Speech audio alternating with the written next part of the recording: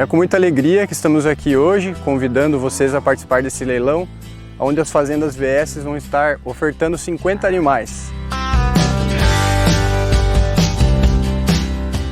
Esses animais são machos, todos eles adaptados. Nós temos aqui uma região bem interessante, com um microclima que tem uma amplitude térmica muito boa, entre menos 1 grau até 40 graus. Então esses animais estão climaticamente adaptados.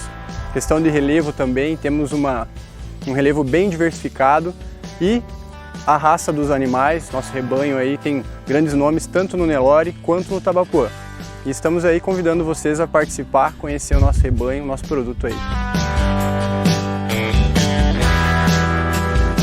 Convido a todos os pecuaristas a participar do nosso leilão, vai ser no dia 10 de julho, no domingo, às 9 horas.